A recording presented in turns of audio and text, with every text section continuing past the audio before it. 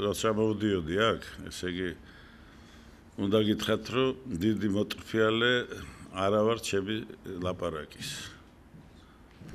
და მეუღლე მითხრა, რომ არავითარი პოლიტიკაზე არ ილაპარაკო. მე ვთხარი, ასეც იქნება. თუ გაქვთ ნახი ფსიქო ხოლოდ ხიჩკოკის კინო, იქ არის შესანიშნავი მსახიობი თამაშობს გმირს, რომელსაც აქვს გაორების სინდრომი. ხან დედა, ხან თვითონ. სინამდვილეში მკვლელია. და მეც ასეთი გაორება მაქვს. მე ვარ არ მალავ ამას ორტოდოქსალური ბოლშევიკების ოჯახიდან. ბაბუაჩების რეკომენდაციით სტალინი მიიღეს პარტიაში.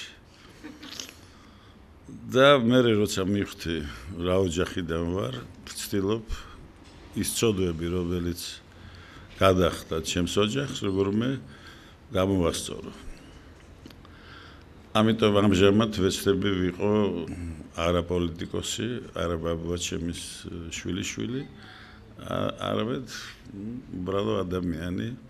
უნდა გითხრათ, რომ მე არ ვასწავლე. არ ვასწავლე, იმიტომ რომ რატომღაც მაქვს სირცხვილის გზნობა, რომ მოდის ახალგაზრდა კაცი და მე უნდა მას რაღაც ვასწავლე.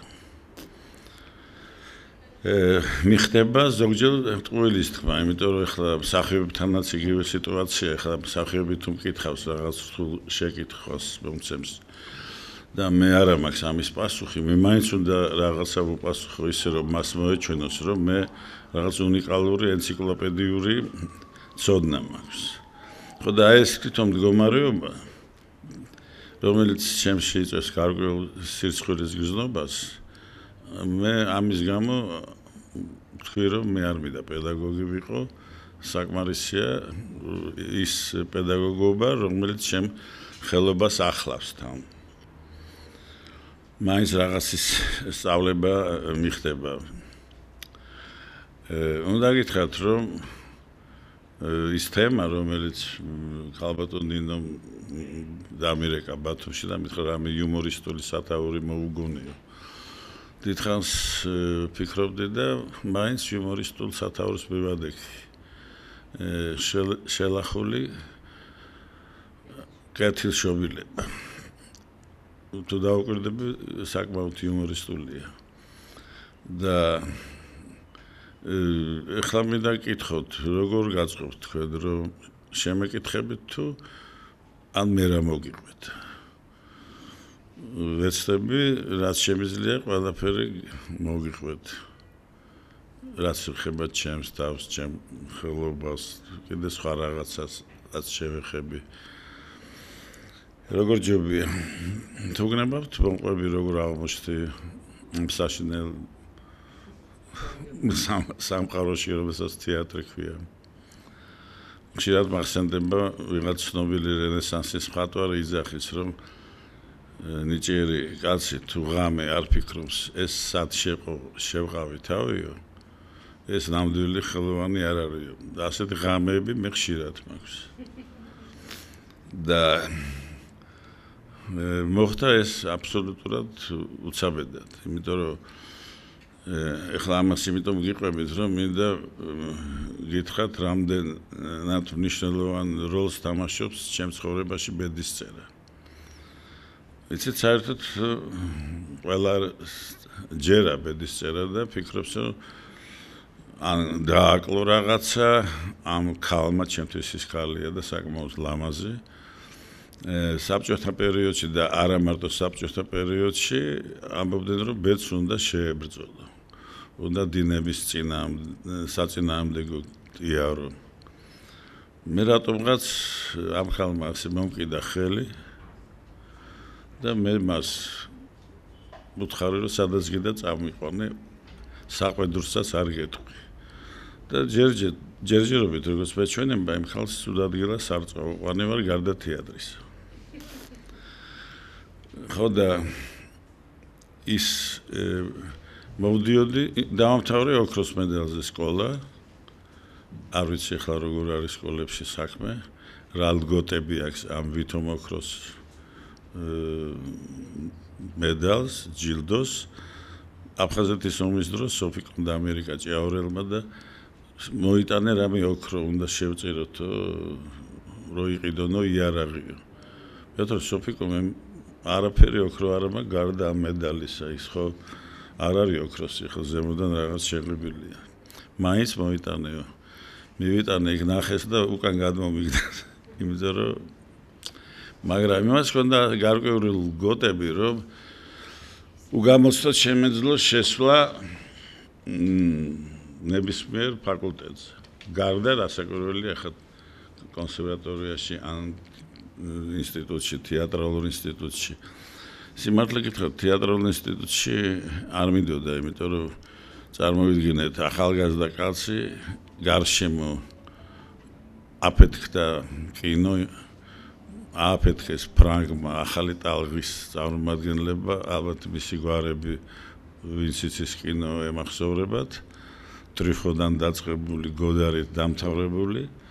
იყო რაღაც ბრწყინვალე პერიოდი და კიდევ ოთარ იოსელიანი, რომელმაც მართლა უდიდესი სახელი გაითქვა მთელ ევროპაში მაშინ. მე ვიყავ ჩემ სკოლაში სწავლობდა სხვათა შორის 3 წლით ჩემზე უფროსი იყო, დაარსა ჯერ ორკესტრი, მერე დაარსა დრამატული წრე, მე სადღაც ბეშვიდე მერვე კლასში ვიყავი, არ მიმიღო, იმიტომ რომ უნიჭო ხარო მითხრა, ძალიან მეწყიდა. მერე ეტყობა ვიღაცებმა დაურეკეს ჩემი ახლობლებმა და იყო ასეთი საშინელი პიესა სერგეი მიხალკოვის ერქვა თოლია სნიჟოკ. მოქმედება ხდებოდა ამერიკის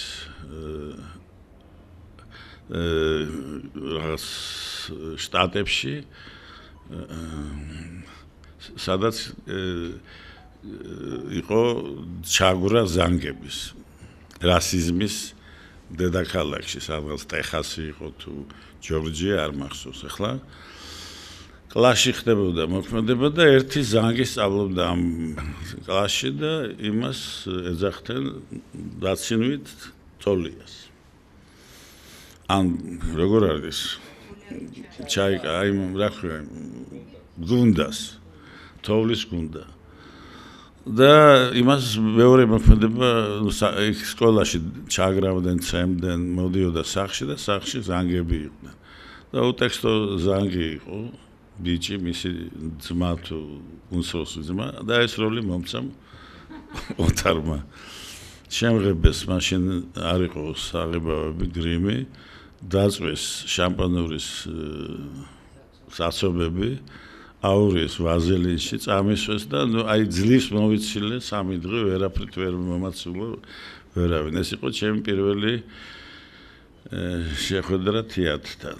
მაგრამ სადღაც გულის სიღრმეში მიყვარდა თეატრი, უფრო მსახიობობა მინდოდა.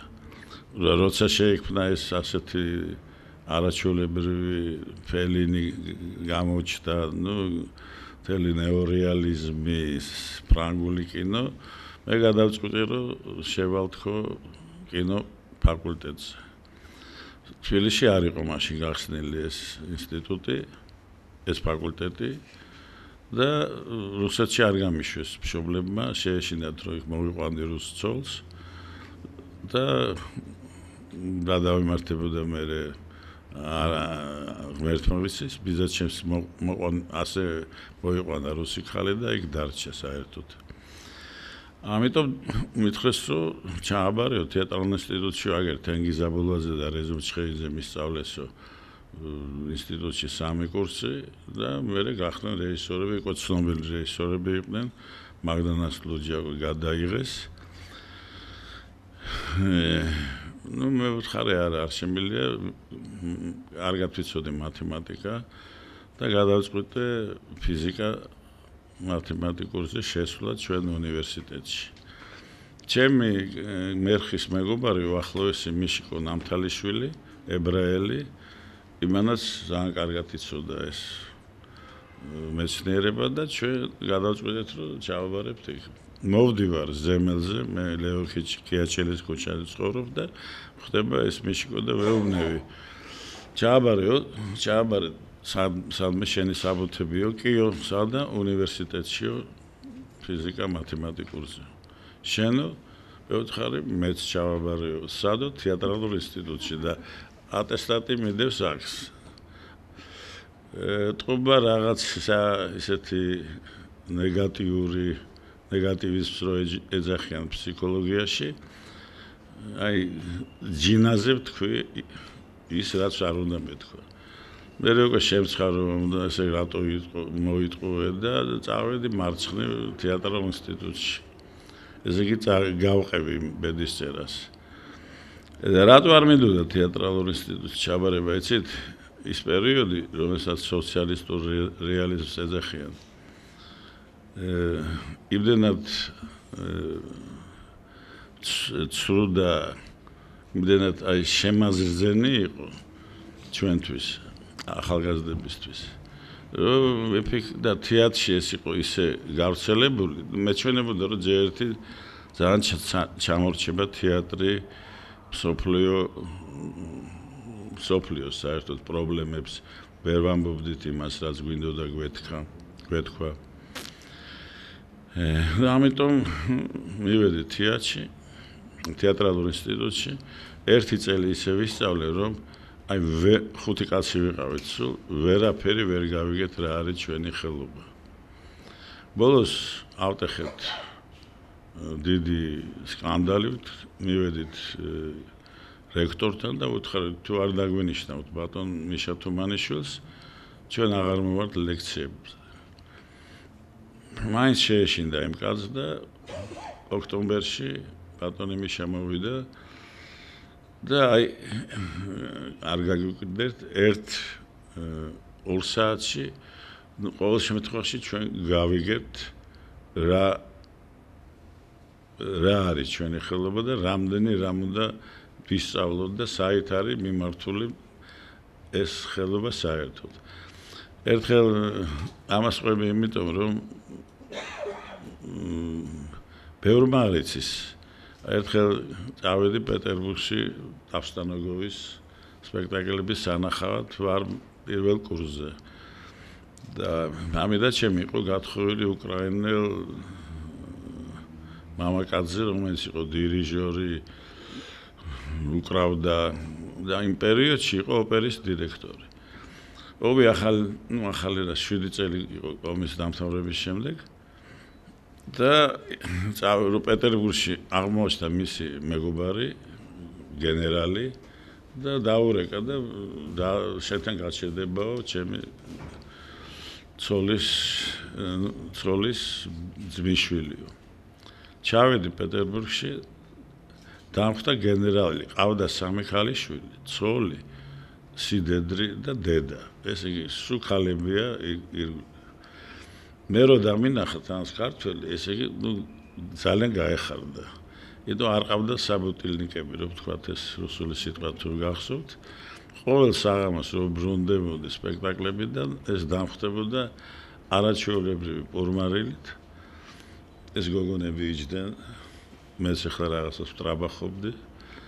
ეს კაციც მასმევდა, მეც სიამოვნებით ვსვამდი. და ყოველ დღე მეკითხებოდა, ეხლა ამიხსენი რა არის შენი ხელობაო. მე მესმისო, დირიჟორი დგას, დირიჟორობსო. შენ რას აკეთებ? სცენაზე მსახიობი თამაშობენ, შენ რას აკეთებ? დაგითხრათ, კარგად ვერ აუხსენე. ბოლოს იმდენი მაწვალა, რომ წასვლის წინ მომევიდა ასეთი აზრი, რომ ვუთხარი, რომ ერთადერთი რაც გამომდის, ეს არის, რომ მსახიობები ერთმანეთს არ დაეტაკონ. არ გადაღოვონ ერთმანეთი თამაშის დროს. და აკმაყოფილეთ ჩემმა პასუხმა და ეხლა როცა ზოგჯერ ვუყურებ სპექტაკლებს, მეჩვენება რომ ეს ჩემი ნათქვამი თითქმის რეალობაა. ხო და მე ახლა იმიტომ მოგიყევით ეს ყველაფერი, რომ თეატრში მე უცაბედად აღმოჩნდი და თეატრი ისეთი რაღაცა თუ შეხვედი აი მორჩა იქიდან ვერავინ გამოდის რა რჩება იქ სამუდამოდ დაწყებული უბრალო მუშით დამთავრებული მსახიობით რომელიც საწყალი დაჩაგრულია არ აძლევენ როლებს მაგრამ ურჩევლია იყოს იქ იმ რაღაც თავისუფალ კერაში თავისუფალ ხალხთან შეიძლება არიან მსახიობები და ალბათ იციან რა არის ეს თეატრში ცხოვრება ყველაფერთან ერთად ახლა მხოლოდ დადებით ხარებს აღნიშნავ და იმ ატმოსფეროს რომელიც ძალიან ძვირფასია ყოველ შემთხვევაში ჩემთვის მე აღმოჩნდა რომ მე 60 წელი ვარ თეატრში ამ დღეებში ვითვლიდი იმიტომ 78 წლის გავხდი 1-2 თვის წინ ცოტა არ იყო შემეშინდა და გამახსენდა ერთი საინტერესო რაღაცა 14 წლის რო შემისრულდა გარდამავალი პერიოდი დამეწყო ვიშოვნებდით ქვიშხეთში ჩამოვიდა მამა მამაჩემი იყო ძალიან ლამაზი კაცი მე არ ვგევარ მამაჩემს ესეთი პლეიბოი როგორც ვიტყვით დღეს უამრავი ქალები ძალიან ნიჭიერი მხატვარი და ჩამოიყვანა ეროსი მაჯგალაძე რამაშყიკვაძე სადმოძებნა შავგულიძე სალომე ყანჩელი ჩამოიტანა ერთი ბოცა ვინო საზამთრო როგორც წესია რომელიც ჩააცივეს იქ მდინარეში დავჯექით და ქეიფობენ ჩემს აღზრდელს იძახიან მე ვუყურებ ამ კორითებს როგორც უყურებენ გლეხები ტრისტან სარალიძეს დაახლოებით ისე ხოდა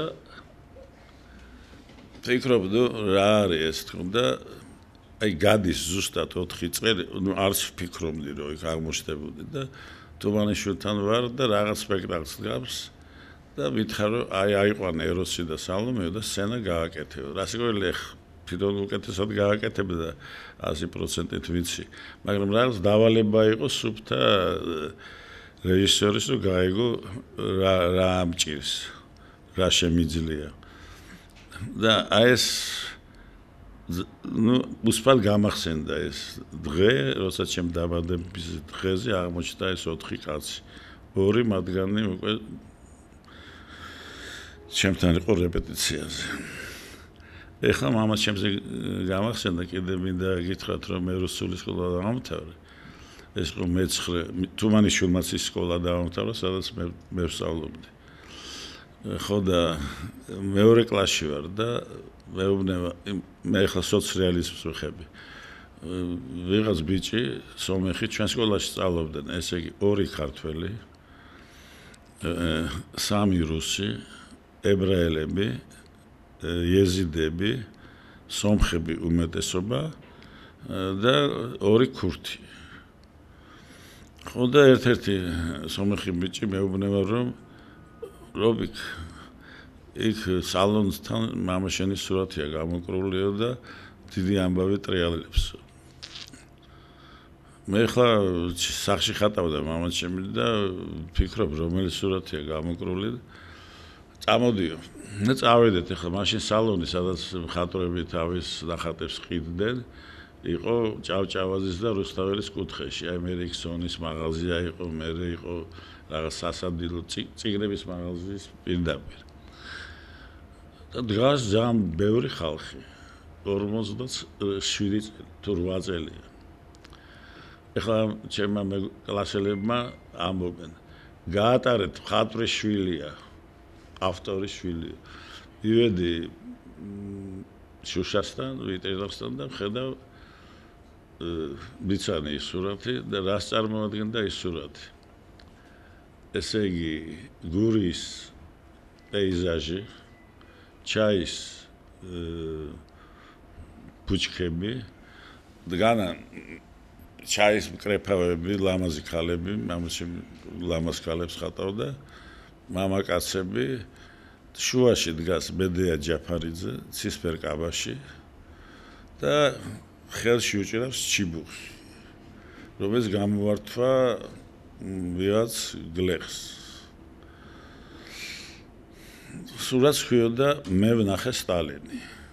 ესე იგი მედეას აქვს ოქროს ვარსკვლავი, ესე გმირი, სოციალისტური შრომის გმირი და გამოვართა რომ უთხრას უყვება როგორი იყო სტალინი, ესე იგი და ხალხი გიждდება ამაზე, ესე იგი რაღაც სიჩუბეა დარბაში, მე მეგონა სიცილი იქნებოდა მაინც. ხო და აი მე დამეწყო რამაჩემთა საშინელი ჩხუბები ამ ნიადაგზე. მეუბნებოდი ნუ რას ხატო არ გწყვეტია, ახალგაზრდები ხო და ძალიან დიდი ის იყო სტალინელი. ბოლოს ნევრები აიშალა ეთყობა, ჩამოიღო თავის აკადემიის ნახატები და მივხვდი რომ მან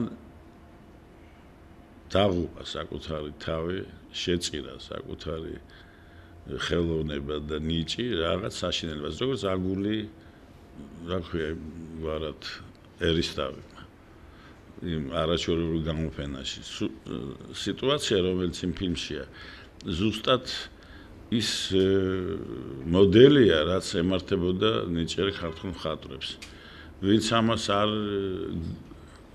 მიუსადაგა თავის ხელოვნება ოჯახს ვერ არჩენდა ეს ყველაზე კარგი დაიჭერდნენ და ასე შემდეგ არ მინდა ახლა მოსულაპარაკე პოლიტიკა ვიგზალეს და მე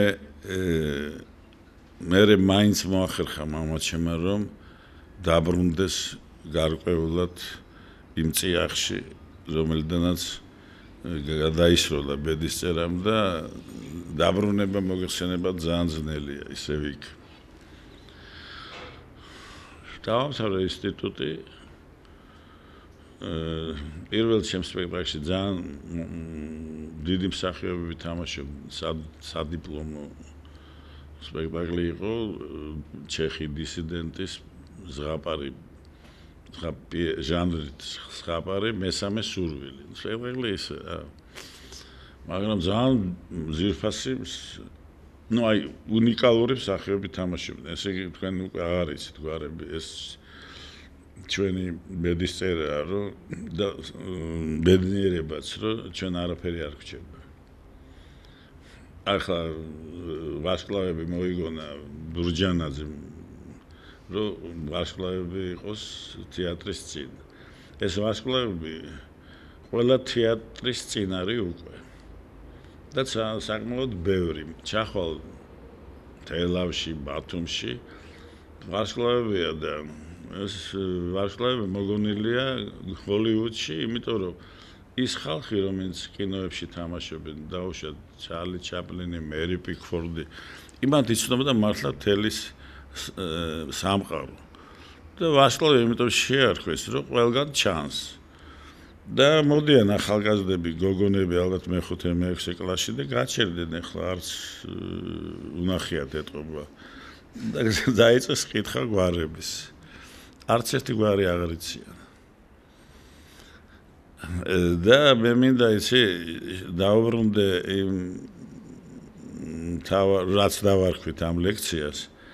იმიტომ რომ ასეთი რაინდული პროფესია ახლა ჩემთან ხშირად მოდის დრამატურგი, ხო? და მე არ მომეწონება პიესა. იმას ძალიან წყის ხოლმე. მეუბნება, ბადან რობერტ არა უშავს. მოვა დრო და დაიდგება ეს პიესა. ის მაინც რაღაც მარადისობაზე ფიქრობს, ესმედა. ჩვენ ეს არ გვაინტერესებს. გვაინტერესებს ასაკვირველია, მაგრამ ჩვენი მარადისობა თავდება 20 წლის მანძილზე. ეხლა ახმეტელი ახალი დახვრეტილი იყო. მამაჩემის კლასში სწავლობდა მისი ვაჟიშვილი. მამაჩემსაც კი უჭირდა ხოლმე მოყოლა. ის ამბობდა რაღაც სპექტაკლებს, მეტყოდა რომ ანზორში ისეთი რაღაცები იყო. მაგრამ ჩვენ ცხოვრობდით ყველაფერს ვერ მოგიყვებით. სახში რომელიც უკვე ისმინებოდა. ამიტომ მახსოვს რომ ზოგჯერ რაღაც ხატვარი შეიკრიბებდა მსახიობები არაჩვეულებრივი თავისუფალი ბუნებით ქართველები და მამა ჩემი უცბად აიღებდა ბალიში დააფარებდა ტელეფონს მაშინ არ იყო ესეთ დიდი ტექნიკა როგორც ეხლა და ომი იყო და ყოველ დღე იყოს კეიფი ჩვენ სახლში ну კეიფი რა მოქონდათ ღვინო რაღაცას დაამზადებდნენ იყიდნენ გასტრონომში რაღაც კონსერვებს მაგრამ იყო კომენდანტის საათი მედე ჯაფარიძე დოდო ჭიჭინაძე ულამაზესი ქალები იყვნენ ჩვენთან ულამაზესი მამაკაცები მსახიობები დადიოდნენ აი ამ კეიფებზე ეს რაც მე ვიცი და კომენდანტის საათის დროს ქუჩაში სიარული არ შეიძლებოდა და ესენი მოლაპარაკებული იყვნენ სასწრაფო დახმარებასთან ეტყობა ნაცნობი მოდიოდა სასწრაფო დახმარება ღამე ასე 4-ზე ჩამოვიდოდა ორი ადამიანი ჩაჯდებოდნენ ამაში წავიდნენ როცა გააჩერებდნენ ჯარისკაცები ამბობდნენ რომ ძალიან ცუდად არის ქოლერა გაგვატარეთ და ისინი ატარებდნენ და ასე მთელი ეს მოკეიფებით გაყავდა ამ სასწრაფო დახმარებას მე კეთილ როგორ შევარქვით აი კეთილშობილება თითქოს არაფერი არ არის მაგრამ აი ხარო გავიხსენოთ მითი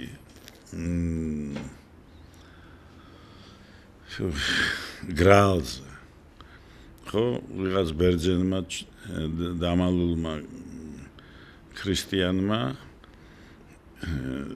იოსებ არის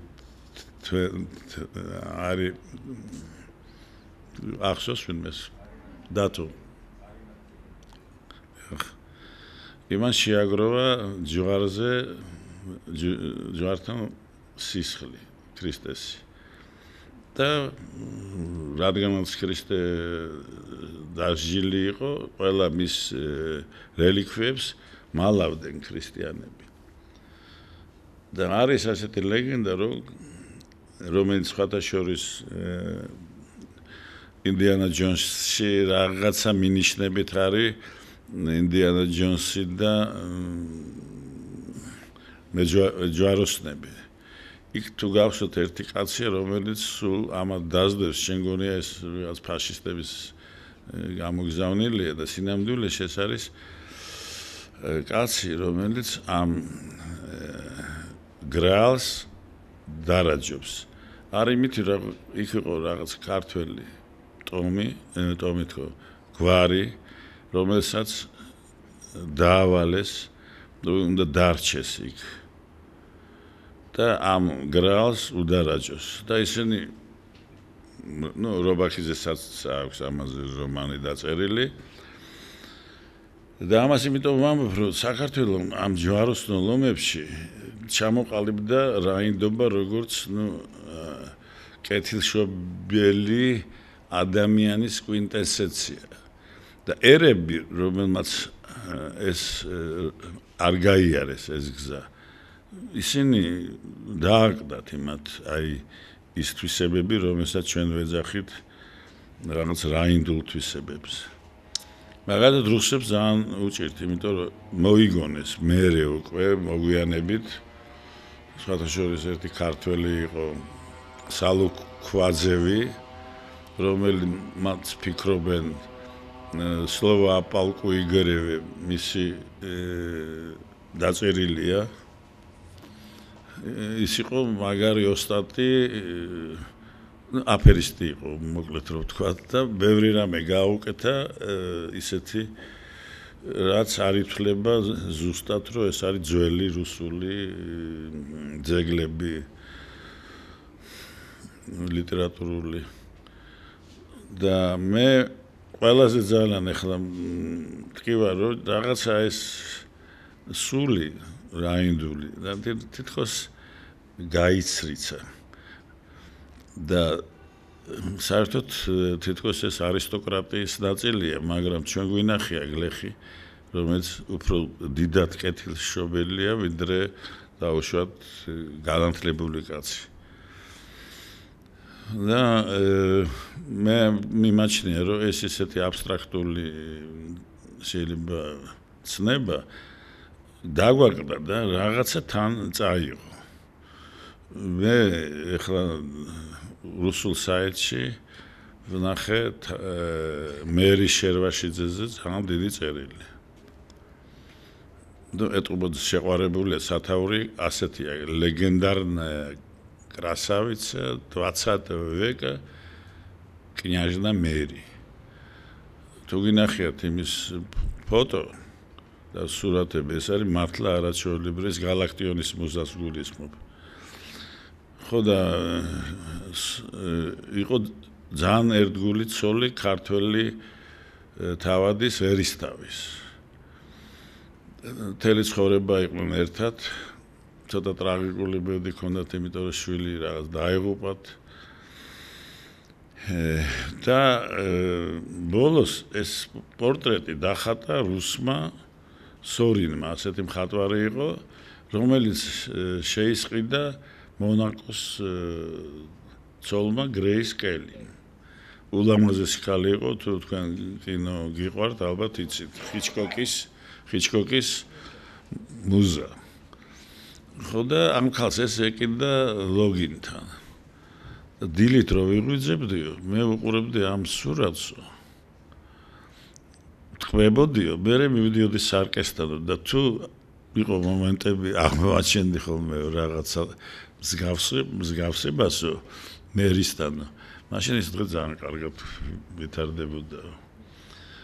მერე ესენი წავიდნენ ეს სოლხმარი კონსტანტინოპოლში, სტამბოლში. იქ შესანიშნავი დრო გაატარეს და როგორც ქართველებმა ძალიან ჩქარად ახარჯეს ფული. მოუხდათ პარიზში წასვლა, პარიზში მიაქციეს ყურადღება ამ ულამაზეს ქალს და შანელმა აიყვანა როგორც მოდელი. ძალიან უკმაყოფილო იყო თვითონ მერი ამბობდა, რომ ეხლა რა ჩემი საქმეო, არისტოკრატი ქალი და უნდა ვიყო მოდელათო. მაშინ ჯერ არ იყო ისეთი გაგიჟება და ასეთი თითქმის აღფრთოვანება ამ პროფესიით. ხო და ეს ქალი ჩემთვის არის რაღაც განსახიერება, რო წავიკითხე, მე კარგად არ ვიცოდი მისი ბიოგრაფია, უბრალოდ რეზო თაბუკაშვილსაა გადაღებული ფილმი და ერთ-ერთ კადრში მასთან აქვს შეხვედრა სადღაც პარკში ზიან და ამან არ იცოდა რუსული ამ მერიმ, იმიტომ მამამისი იყო დუმას წევრი პეტერბურგის. მაგრამ როცა მოკვდა ტუმბუჩკაზე ედო რაბა რა ვთქვი? მომაბატიოთ. ქართული არ იცოდა, მაგრამ ტუმბუჩკაზე ედო ვეფხისტყაოსანი რუსულად. და იყო, ძალიან ისეთი, აი ვინც არის ის ქართველმა რუსული, ქართული. ისინი უფრო დიდი პატრიოტები არიან. ერთხელ ჩავედი მე მამიდაჩემთან კიევში, ახალი გამოსულია ბაშიაჩუკი და მამიდაჩემი იქ ცხოვრობს, გარშემოს უკრაინელები, რუსები და პატარა პორბარილი მოვაწყოთ. მე ვარ მერვე კლასში. და მეუბნება ეხლა იმღერეო, ამათ უნდა მოვისმინონო ბაშიაჩუკის სიმღერა, რო იწყება, როგორ არის? გრამადლიანად. მე ვთქვა როგორ ვიმრავლენა არ ვიცი თქო ახლა ეს მელოდია. მე ამ დროს ჯაზებით ვარ გატაცებული და მეჩვენება რომ ეს პროვინციალიზმის ის არის საშინელება და ამომიღო ნოტები. რა ვთქვა და კიდები და მერინა შერვაშიძის ისტორია დაამთავრო ნისმა ქმარმა გაუჭირდათ და გამოუშვა არაყი ერისტოვ იტალიაში, რომელიც მერე მარტინიმ შეისყიდა. იმიტომ ეტყობა არ ქონდა ამას ბიზნესის ნიჭი ამ ერისთავს და მომიყვეს როგორი რეკლამა ქონდა ამ არ აქვს.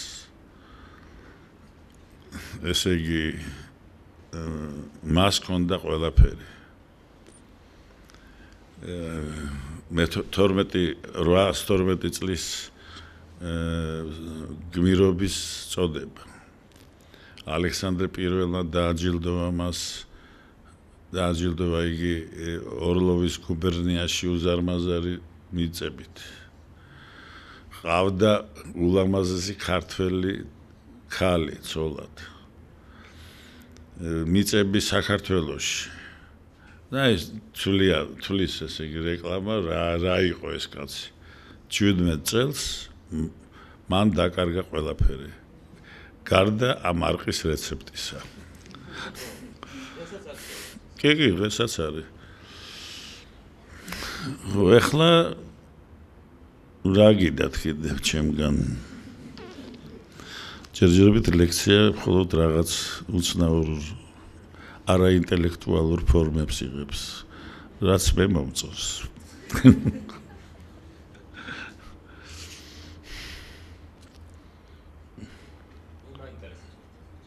დიახ. აი, ცნების მერე იმ კაცს რას უპასუხებდით დღეს რომ ეკითხა, რომ რას ნიშნავს ანუ თქვენი პროფესია, რომ გაიგო თქვა მსახიობები რა თამაშობენ და ასე შემდეგ და ასე შემდეგ, აი დღეს რას უპასუხებდით იგივე რომ ეკითხა. ზუსტად იგივეს უპასუხებდი. იმიტომ მე ეხლაც იცი რა არის უცნაური რომ აი ამ ხელობაში შენი გამოცდილება თითქოს არაფერს მატებს. ნუ კი რა საკრებელია უფრო იოლად ელაპარაკები მსახიობებს პასუხი შეიძლება გასცე. რა საკრებელია ხა ცოტა ტყუი ვარ, მაგრამ პრინციპში ძალიან ძნელია ამაზე პასუხი, მით უმეტეს იცვლება. აი ხა შეგიძლია დავუშვათ წარმოვიდგინე რომ ვიღაც ჯოტო გაცოცხლდა და მოვიდა ინსტალაციაზე თანამედროვე მხატვრის. აი რა დაემართება იმას. ანდა მხატვრების გამოფენაზე სადაც უკვე აღარ ხატავენ პრინციპში. ეს არნიშნავს რომ მე არ მომწონდეს, ვიცი რომ საშიშროება არ არის, იმიტომ ყველაფერი ბრუნდება. უფრო გამდიდრებული და ამიტომ მაგალითად მე მეჩვენება რომ ეხა რეჟისორს თუ არა აქვს გარკვეული პატარა ეხლა არ ვიძახი კანტზე და გეგელზე თავისი შეხედულება პატარა ფილოსოფიური დავარქვათ ასე პირობითად აზრი სამყაროზე მე ვნახავ ეხლა თუ დააკვირდით ძალიან კარგად ისწავლეს დადგმა რეჟისორებმა ძალიან კარგად ლაპარაკობენ მაგრამ აი რომ მიხვალ ნახავ სპექტაკლს და მაინც რაღაცა გაკლია მე მგონია აი კინოში მაინც ის დიდი რეჟისორები მაინც რაღაცა სურათს თავაზობენ თავის შეხედულებას ყველაზე მნიშვნელოვან საკითხებზე ცხოვრების ანუ იმ მნიშვნელოვან პრობლემებზე რაც ჩვენ გვაღელვებს და მე რო სკოლას ვამთავრებდი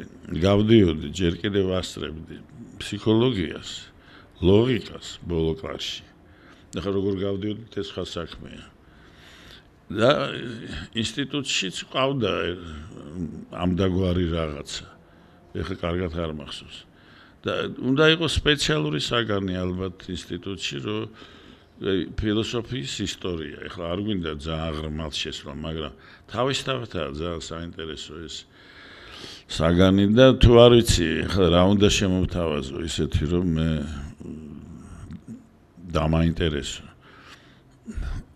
აი თუნდაც ის რომ ფარაჯანოვს უთქვი ერთხელ ჩვენთვის რომ ნუ რა გინდა ამით თქვა ვიღაცამ კითხა ნუ ხო ფარაჯანოვის ფილმი ეს ძალიან ახლოა მხატვრობასთან და ულამაზესი კადრებს ხედავთ ჩვენ და ის ამბობს რომ არაფერი არ მინდა ვთქვაო სილამაზე უკვე ძალიან დიდი იდეა არის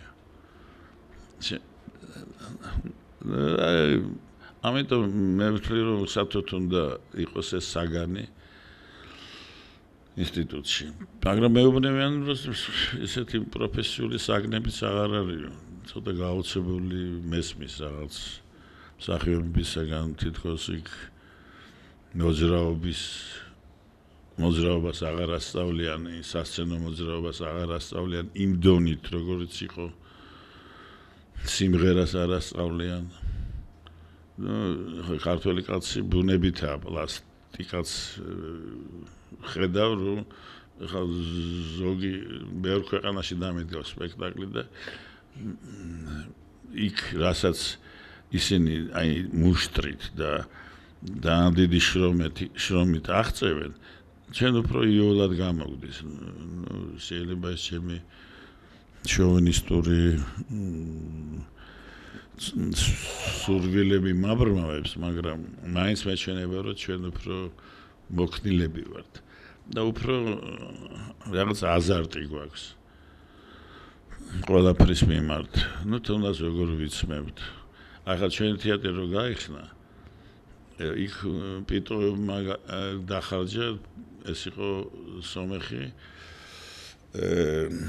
ნავთობის მფლობელი ბაქოში. და შევიდა ქალაქის საბჭოში თხოვნით, რომ აი რუსთაველზე უნდა ავაშენო სავაჭრო ცენტრი.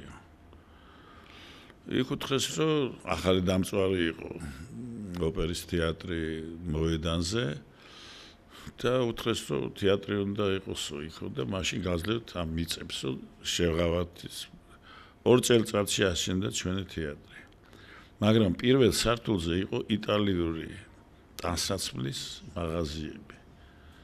იტალია ყოველთვის გამოირჩეოდა თავისი მოდებით და იყო ქალების როგორ ქვია ქვეშაგების მაღაზია, რომელსაც ჰქონდა დაფარული ეს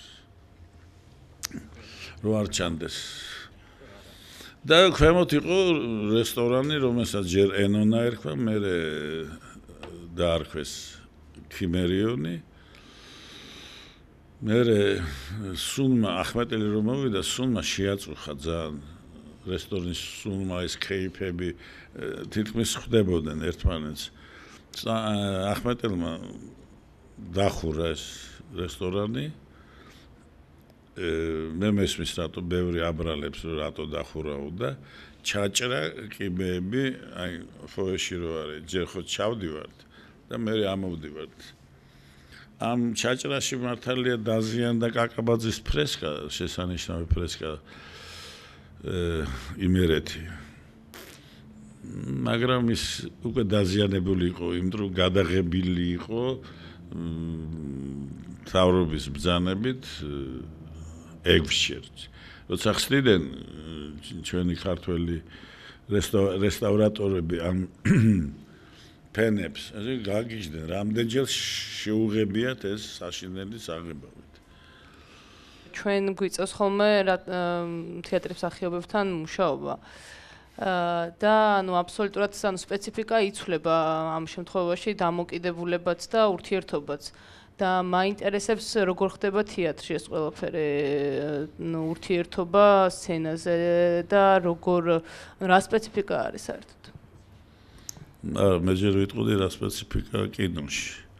ერთხელ სინჯავდნენ ოთარ იოსელიანმა ეტყობა თავისი ცოდვები გადაწყვიტა გამოესყიდა და ბატონო და გამოესყიდა და დამაკავა თავის შედევრში. მე ვთვლი რომ ეს ერთი უბრწყინვალესი კინოა, იყო შაშუმ გალობელი და მე დამინახეს იქ რომ თამაშობ კიდე ერთმა რეჟისორმა დამპატიჟა და რაღაცას ვაკეთებდი, მოვიდა ჩემთან.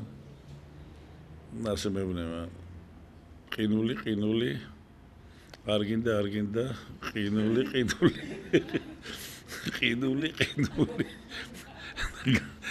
და გამყინა ასე. არ ითამაშეო რა. მაგალითად მე მგონია რომ იგივე პრინციპებია. უბრალოდ გააჩნია სცენარს. თუ გინდათ ყინულები, ყინულსაც ითამაშებს მსახიობი. ოღონდ უნდა უთხრათ. თუ არ გინდათ რო იცოდეს სიუჟეტი და შეფასება მოხდეს ისეთი ცოცხალი, მაშინ არ წააკითხოთ სცენარი, არ უთხრათ რას იღებენ. და საერთოდ უცხოეთში ხომ იმუშავია და როცა აი ჩვენ თუმანიშვილის ლელიოსელანის სკოლას მე ვაგრძელებ, ისინი გაკვირვებულები მიყურებენ. ისინი ამბობენ, რომ რამდენს კარნახობ. გითხარი შენ რა გინდა, ეს კომენტარები მერე გააკეთე. გითხარი კვეთრად რა გინდა. ისინი არ არიან მიჩვეული ასეთ მუშაობას, როგორც ჩვენთან არის. კლათ არ ვეთანხმები მე იმ სკოლას. იქ მარტო რჩები და შენ თუ არა გაქვს აი რაღაცა ისეთი ძალიან ბრძოლის ნიჭი ვერ შეძლებ ახლა მე მირჩევნია რომ უფრო კარგად ამიხსნას რეჟისორმა რა უნდა მითხრას რომ აი ეს არ გინდა კოსტიუმში დამეხმაროს მოძებნაში რაღაც სახეზე ვილაპარაკოთ. მე მაინც გონია რომ მით უმეტეს იყო პერიოდი კინოში და ეხლაც არის, როცა მსახიობები ისე თამაშობენ კინოში, როგორც თეატრში. აი ეს უკვე როცა იყო პერიოდი, როცა უბრალოდ გამოვლენას დაიჭერდნენ, გადაიღებდნენ ფილმს და შესანიშნავად თამაშობდა, არაფერს არ აკეთებდა. მაგრამ დადგა დრო, როცა რეჟისორები მიხვდნენ, რომ რატომ უნდა დაკარგონ ასეთი რამ, რაც არის თამაში, მსახიობის თამაში. ეს არა აუცილებელი, რომ დაამთავრო უსათო თეატრალური ინსტიტუტის შეიძლება კინომსახიობობა დაამთავრო, იქ სხვანაირად ასწავლიან ალბათ. ეხლა ეს ისეთი შეკითხვაა, რომ ერთი კითხვით ერთი პასუხი არ გმარა ამისთვის და შეიძლება არც ვიცი ახლა კარგად. მე საერთოდ გაიხსენეთ რომ რამდენი წლისა ვარ და ცოტა მომერია სკეპსისი და რადგან თქვენთან ვარ ცოტა უფრო ისა ვარ კეთილი.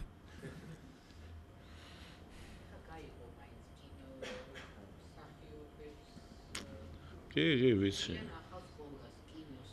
დიახ. აკა? სოფლიოში.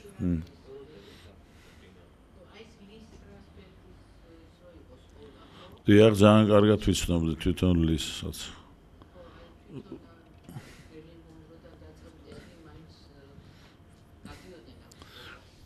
იქ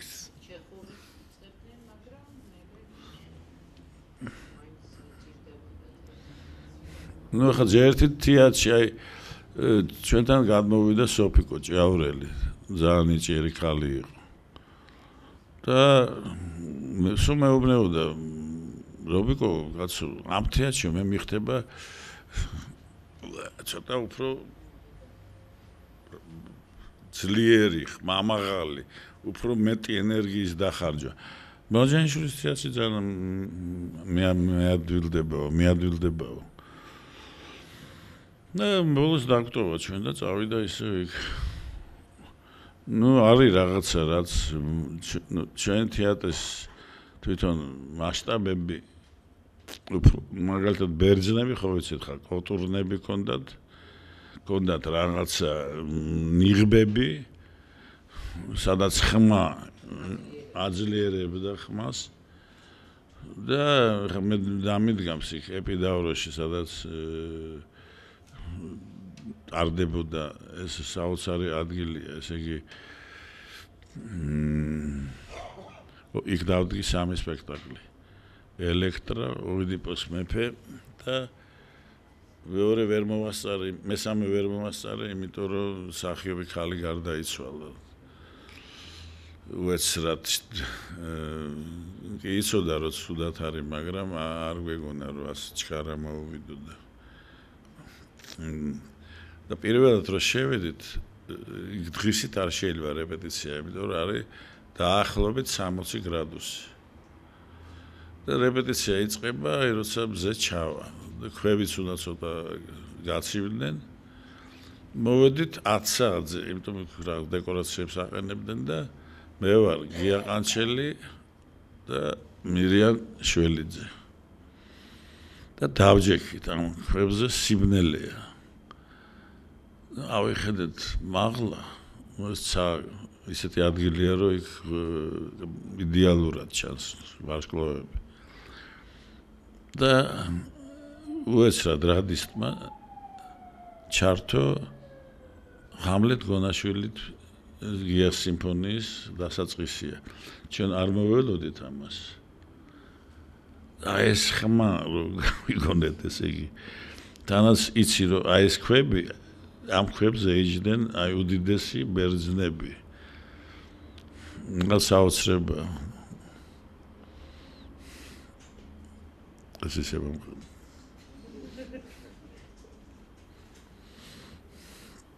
რაღაცა ისინი mesroled რეპლიკები და მოგიყვებით. უკაცრავად, რა თვისებას აფასებთ ყველაზე მეტად მსახიობში? არა თვისებებს რა ვიცი. პირველ რიგში ნიჭს. და რაღაცა უნარს ანთების რა აი ესე კი არ ნიშნავს რომ სცენაზე გადაირიო და რაღაც მაგრამ ხო გზნობთ როცა ხო ეს რომ არ გიტაცოს რაღაცა აი ხა მაგალითად როგორც ითამაშა ზუკა პაპუაშვილმა აი ბოლო სპექტაკლში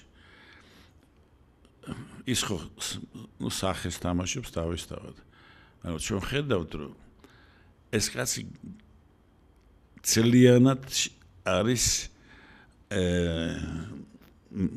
არა როგორ თქვა შეპრობილი არა იცი აი უკიდია ცეცხლი ბედნიერია რომ არის სცენაზე და შენ ამას გზნობ ეხლა მერე უნდა უნივერსალური იყოს ეხლა ერთი ჟანრის მსახიობი ერთი ამპლუას მსახიობები უკვე ცოტა კი ვერაფერს ვერ შეცვლის შენ გარეგნობას შენ რაღაც ხმას მაგრამ უნდა შეგეძლოს ყველანაირი აი ტოტალური უნდა იყოს ახლა ფეხბურთს რო უყურებ ნუ ეს არის თქვენ არიცით დიდი განსხვავება იმ ფეხბურთს შორის და ამ ფეხბურთს შორის ეს არის უკვე რაღაცა ტიტანური ნიჭის დემონსტრაცია საერთოდ პარადი ასეთივე რაღაცა უნდა იყოს თეატრში თორემ აი ასე ნელა ლაპარაკობენ რაღაცა ვითომ განიცდიან ტირიან მაყურებელი ცოტა ისეა და რა კარგია ისეთი რეალისტური იყო ისე მომეწონა და იწყება რაღაც ნუ ყველაფერს გაამართლებს და მერე თანაც დაკარგულია საზომი ახლა დააკვირდით როგორ რა ხდება თეატრში ხომ პირველი აქტის შემდეგ არავინ არ იცის რა აზრი უნდა თქვას მაყურებელს გულისხმობ გამოდიან როგორი სახეები ნეიტრალური სახეებია და მე კიდე მოგეწონა მე რო უთხრა მომეწონა ხო ძალიან კარგია ასევე მოგეწონა არა საშინელება პირდაპირ გადადის ის ეს ვერ გამოიტანს აი და იცი რა ყველას ეჩვენება რომ თეატრი ძალიან ადვილია ინტერპრეტაციისთვის ახლა დააკვირდით როცა უსმენენ ძალიან რთულ მუსიკას არავინ არ იტყვის რომ ეს ასაშინელება იცი რა მე ეს ხელოვნება არ მიყვარს მაქსიმუმ რაც აი სწორედ წავიდნენ რატო არ მიდიხართ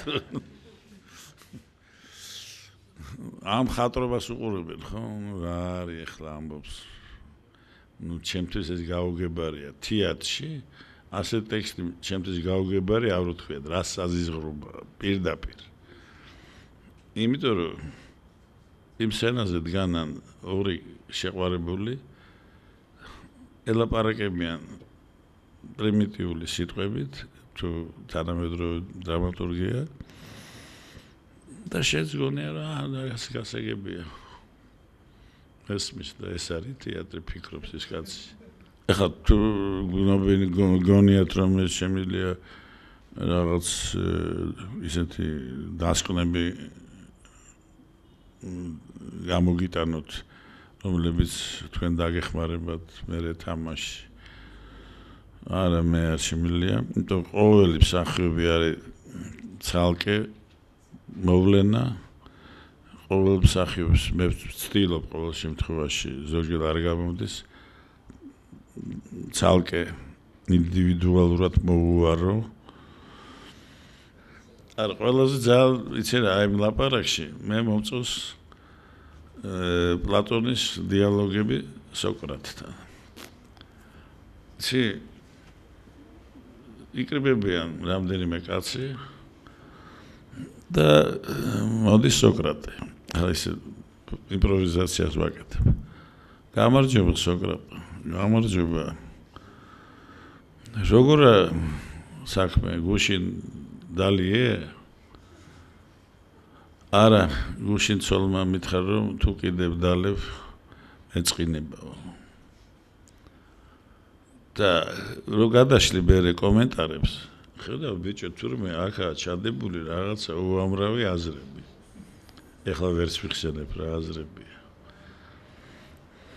ამიტომ მე ლაპარაკი უნდა თეატრში ეხლა ვიცი მინახავს კიდევაც რომ რა დონეზე ლაპარაკობენ რეჟისორები მსახიობები კომპლექსდებიან ეშინიათ შეკითხვა მისცენ და ვერ გაიგეს ადამიანურ ენაზე აი ყველაფერი შეიძლება გადაიტანო ადამიანურ ენაზე როგორც კი გაურთულებს მსახიობებს რაღაც თეატრსოდნეობის ან კინომსოდნეობის იდეებით უკვე ის იბნევა იმიტომ რომ იმან უნდა ითამაშოს ცოცხალი არსება და შენეუბნევი ტერმინოლოგიას იმის გამეორება არც მინდა და იბნევა ის უბედო დაბრუნდნენ საწყენია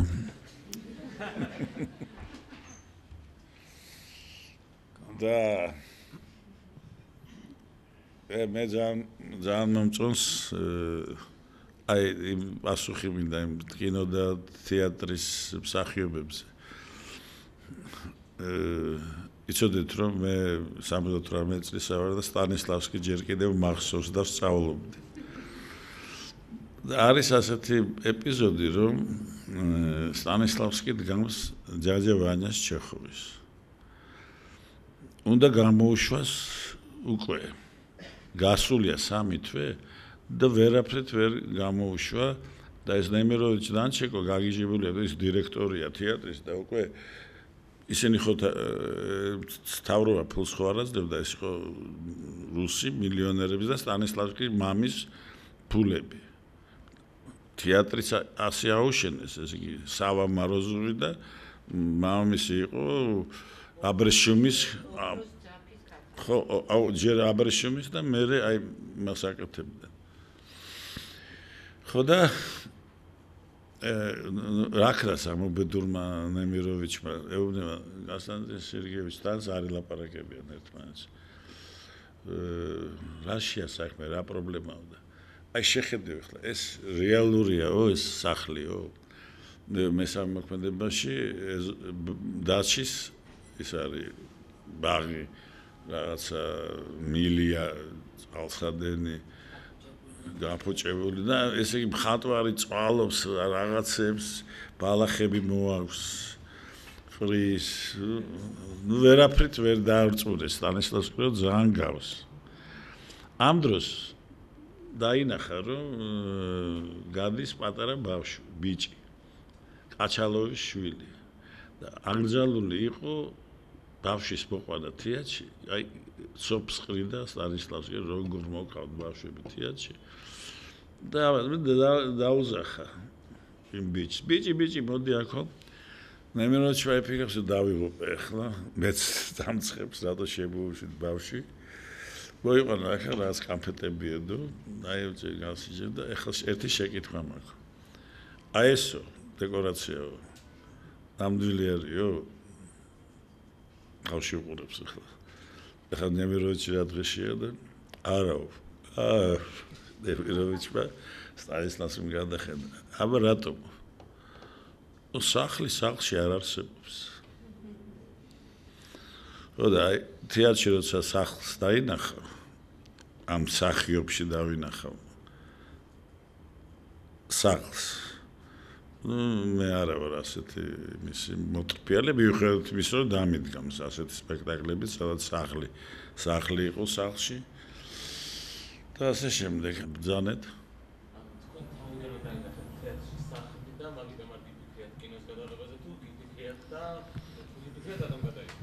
არა, კინოში უკვე ვეღარ წავედი. მაგრამ ასე 4 წელიწადში ერთხელ წერდი სცენარს. სხვათა შორის კეთილშობილებაზეც მაქვს დაწერილი სცენარი. მაგრამ ვთხოვდეთ სხვათა შორის ცნობილი ინგლისელი მსახიობი მთხოვა ფულს გიშოვიო. მაგრამ აი არ გავს იმას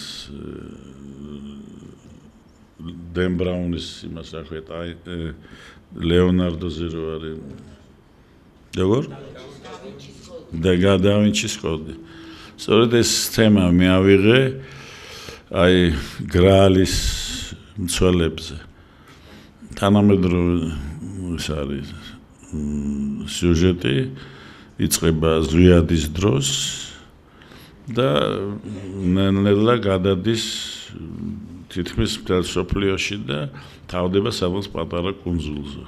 ისეთი კარგი ტრილერია, ამ ჟანრის ძალიან დიდი მოტრფიალე ვარ და მე როგორ მეც გადავიფიქრე. შეიძლება რაღაც კითხვა მაქვს. მოგესალმებით ყველას. ძალიან მაინტერესებს თუ შეგიძლია შედარება მოგვიყვანეთ ძველ საბერძნეთში როგორ იყენებდნენ თეატრს და კულტურას და დღეს მაგალითად როგორ იყენებენ საქართველოში თეატრს.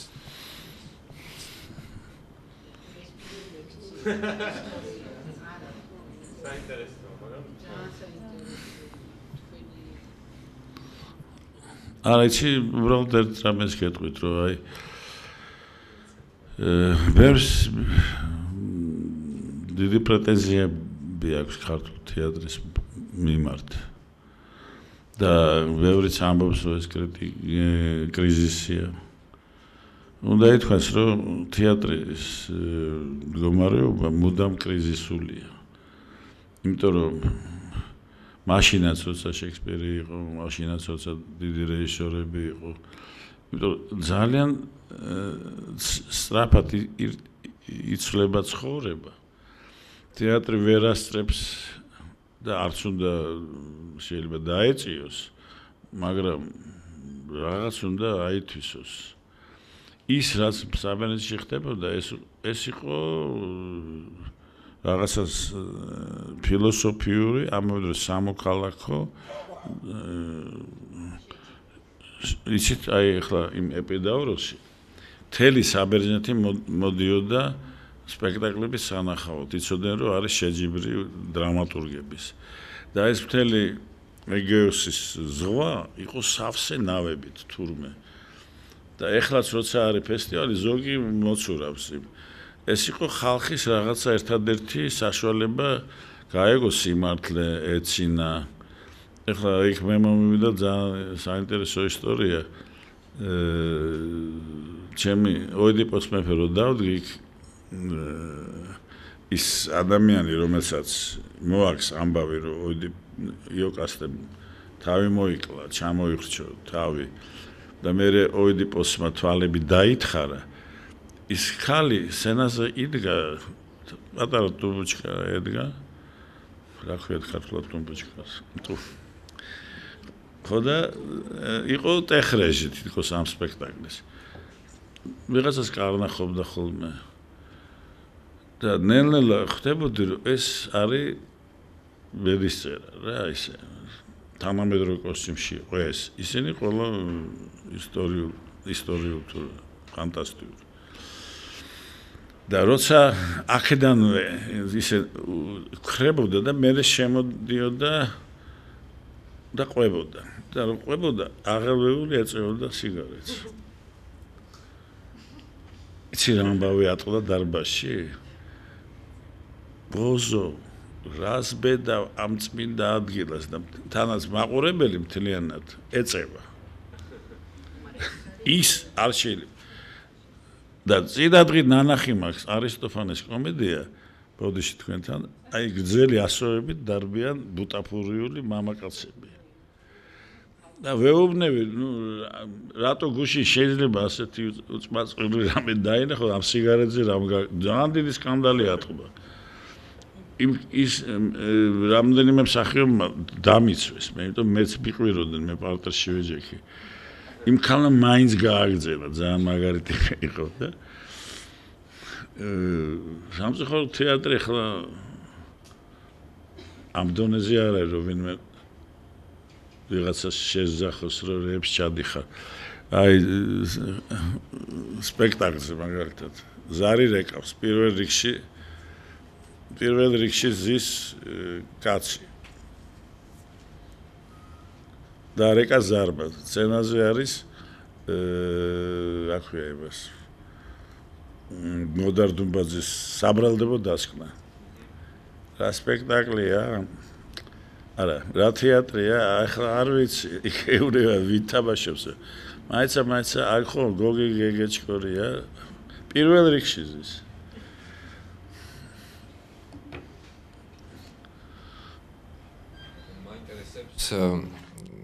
ნებავთ თეატრში ან ნებავთ კინოში თქვენი გამოცდილება რომ გაგვიზიაროთ ანუ რეჟისორი ყველაზე მეტად რას უნდა უფრთხოდეს და ყველაზე მეტად რაზე უნდა ფიქრობდეს, რას უნდა აქცევდეს ყურადღებას, როდესაც მსახიობს აძლევს დავალებას, ანუ ამოცანას, ესე ვთქვათ.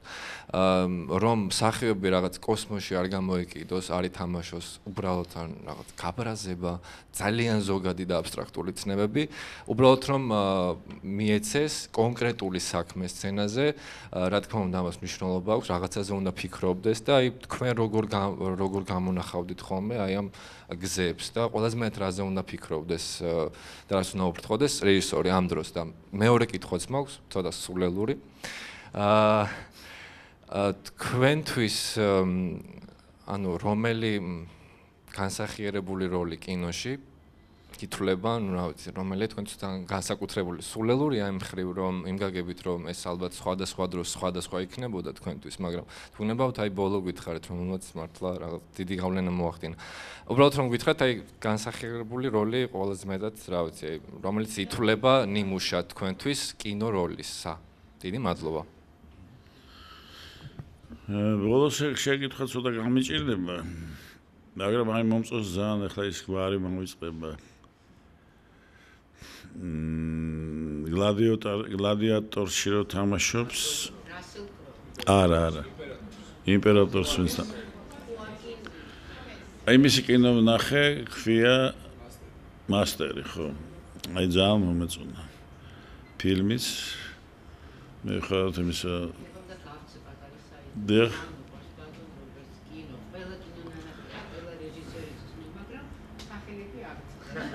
არა ეს სახელები მავიწყდება სიბერის გამო.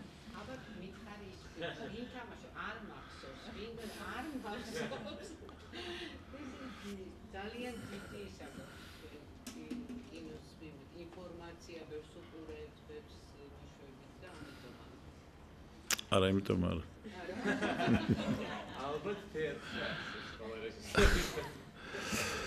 არა ისეთ რა როცა გავიგე რომ არის ასეთი დაავადება ალცგეიმერი ძალიან შემეშინდა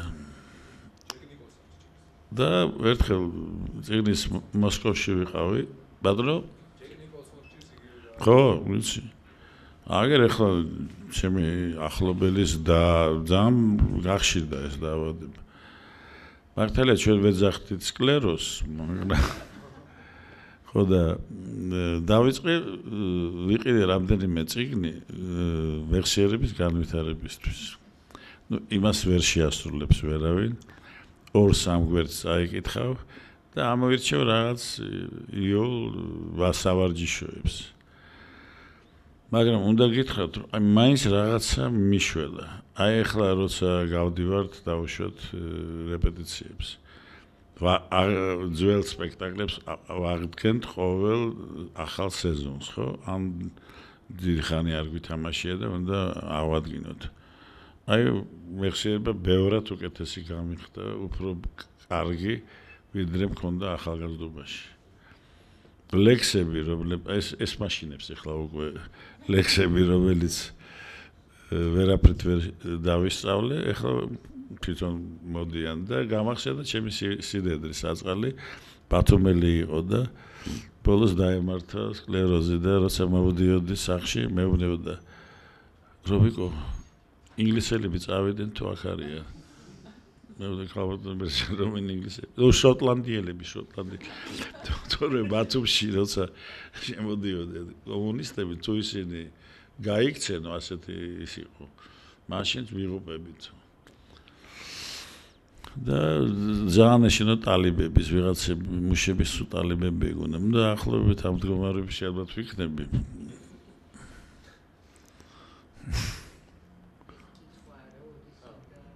ბადრო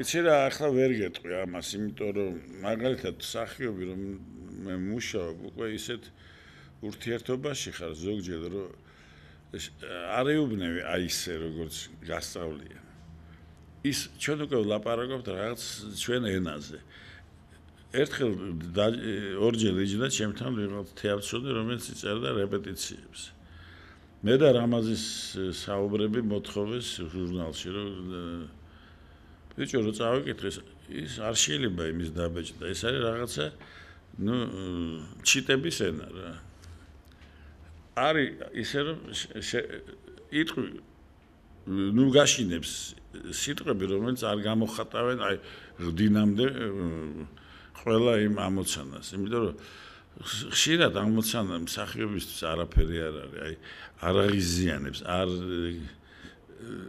აღელვებს ძალიან სწორი რო არის მსახიობს ეს არ მოწონს ხო წინდება ეს ну იცის იბანაც ეს რასაც ჩვენ ვეუბნებით ამიტომ რაღაცას ჯერთი ნამდვილად სხვა რაღაცა იმიტომ რომ პიესაში ტექსტებს რასაც მსახიობები იძახიან გმირები კარგი დრამატურგი იცის რომ ეს არის აბსოლუტურად სიცრუე ის რაღაცა უნდა იმ ადამიანს და თავის ნამდვილ ამოცანებს მალავს ნამდვილ სურვილებს როგორც ცხოვრებაში ალბათ ხო ამიტომ უფრო რაღაც საინტერესო უნდა მოუგონო იმ უბედურ ადამიანს უბედურს იმიტომ ვამბობ რომ ეს არის საშინელი პროფესია ეს ყველა აქ ვინც ვართ გარდა მსახიობებისა თვითონ ვირჩევთ დავუშვათ მხატვარი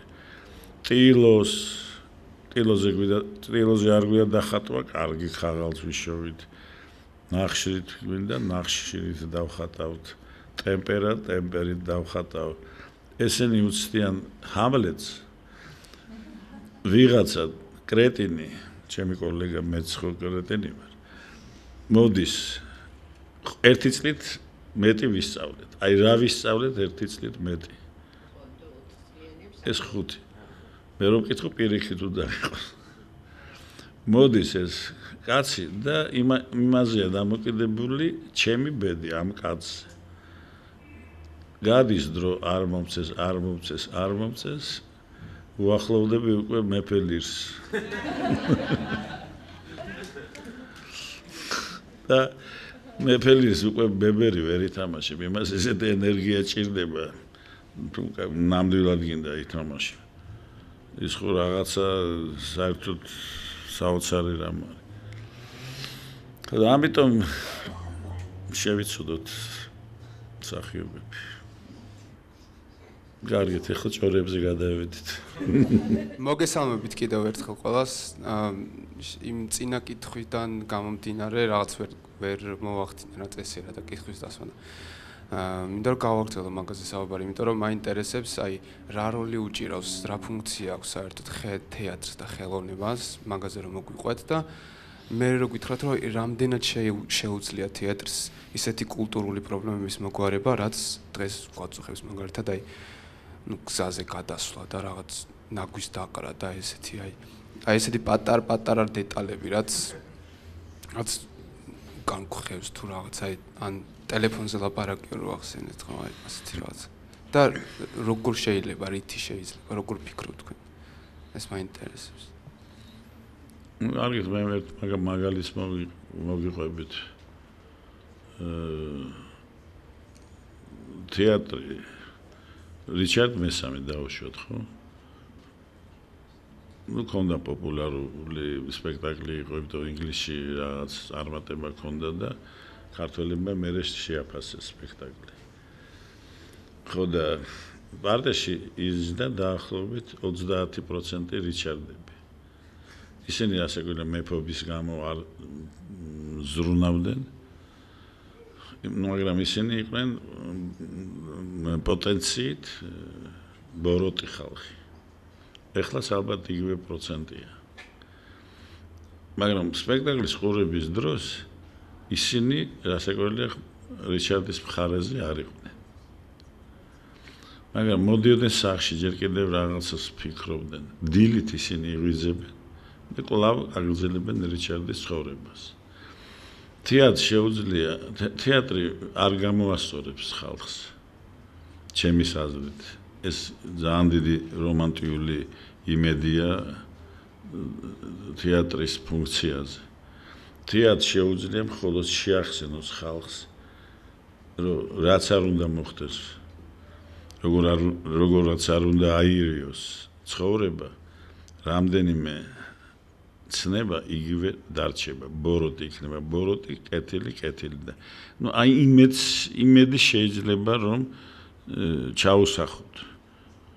ეხლა ის ქუჩაში გადააფურთხებს თუ არა, ჩინეთში არ აფურთხებენ, მაგრამ უნდა გაევლოთ მთელი ეს უზარმაზარი საშინელი პერიოდი კულტურული რევოლუციის, როცა მეცნიერებს ჩამოაცვდნენ ჩაჩებს და ატარებდნენ მთელ ქუჩებში, ასახლებდნენ სადღაც.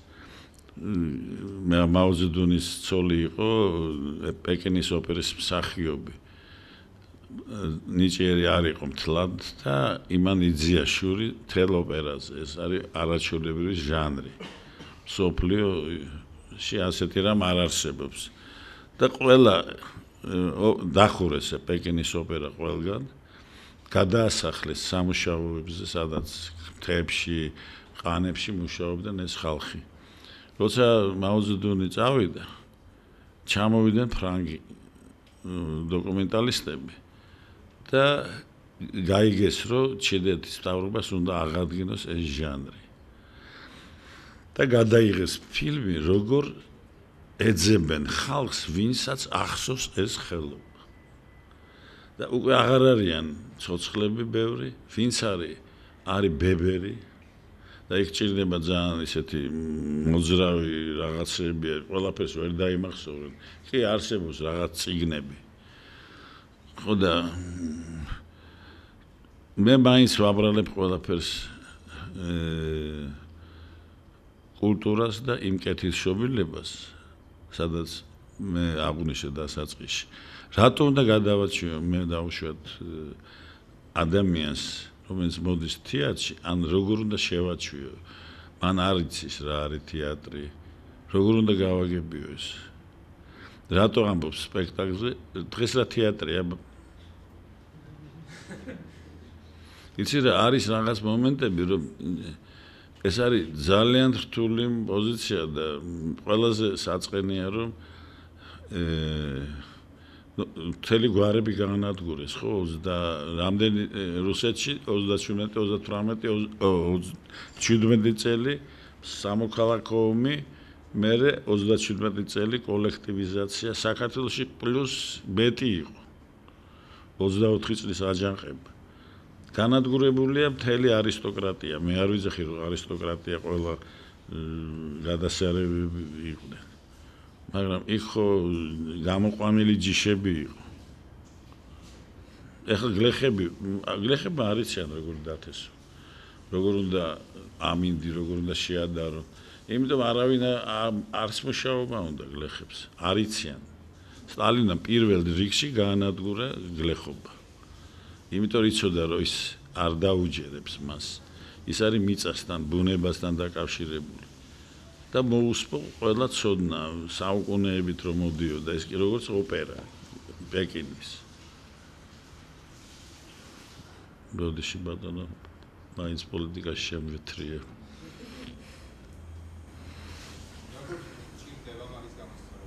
ბატონო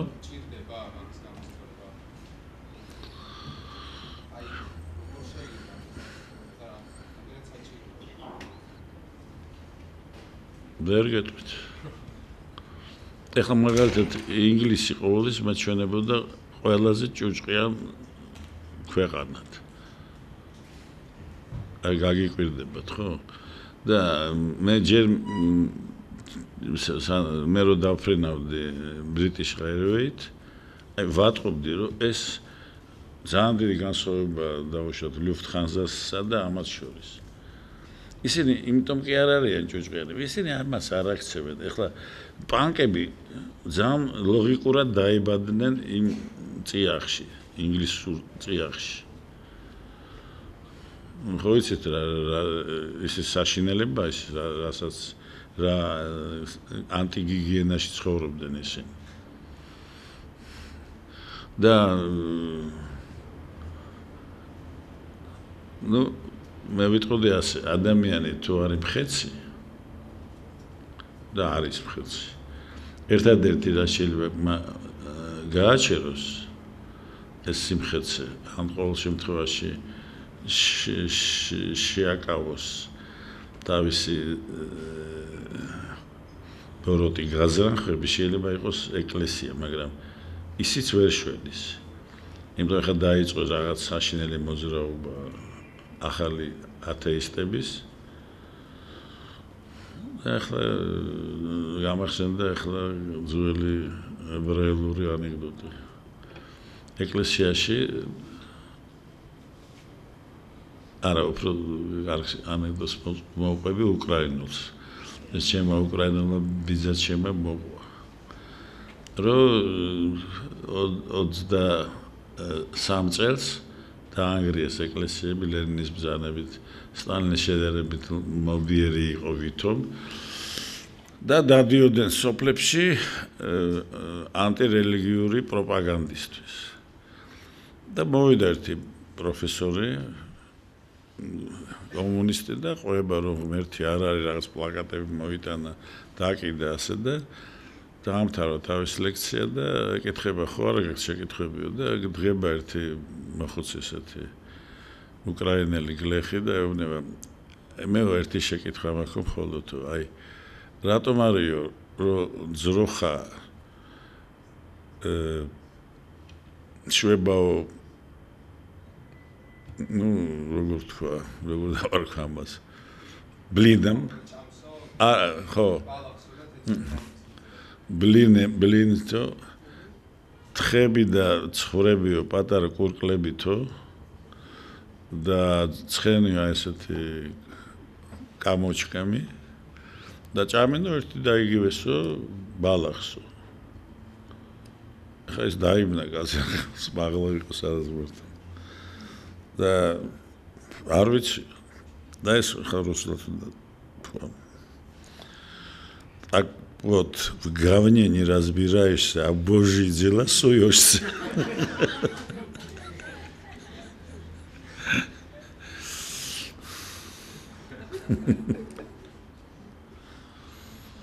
კარგით ხდავთ რომ დაებაზე кай ფინალია